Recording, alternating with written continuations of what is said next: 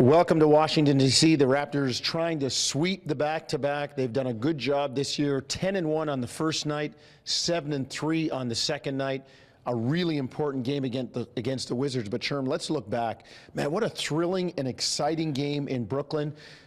The Nets had a chance to win that thing in spite of Toronto having 17-point leads at three different junctures in the game. Yeah, Brook Lopez got a clean look from about 18 feet. He'd been making that shot all game long, and he happened to miss that one. But again, this was a game where the Raptors just kind of took their foot off the pedal defensively, and Brooklyn jumped all over them. But the Raptors showed great resilience.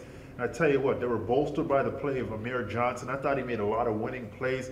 DeMar DeRozan down the stretch, second half and overtime, I thought he was effective. And his passing ability, 9 assists in this game, just doing a great job when the defense was attracted to him. 2-3 guys finding his teammates for easy looks. I just thought he played the kind of game you need a leader to play.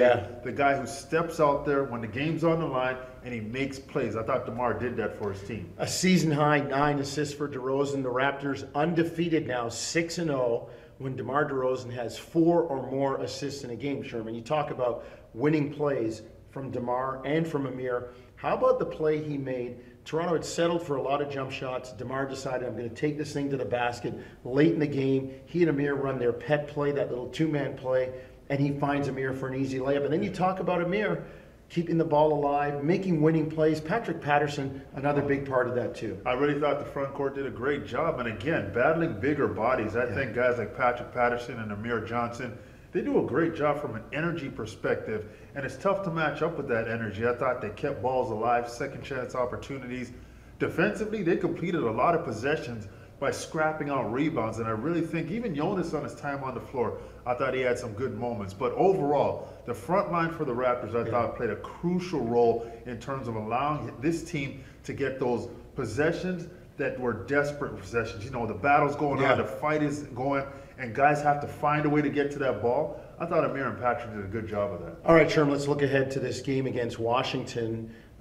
Fourth game in 5 nights, a back-to-back day off and then back-to-back for Toronto.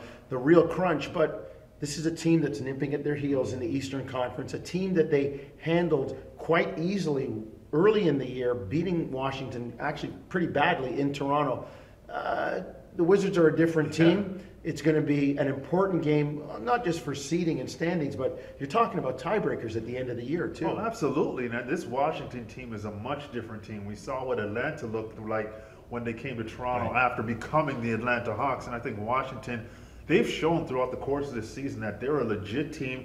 They're a quality team. Their backcourt of Beal and Wall, one of the better backcourts in the league. And I think the challenge for the Raptors is going to be keeping John Wall out of transition and out of the paint.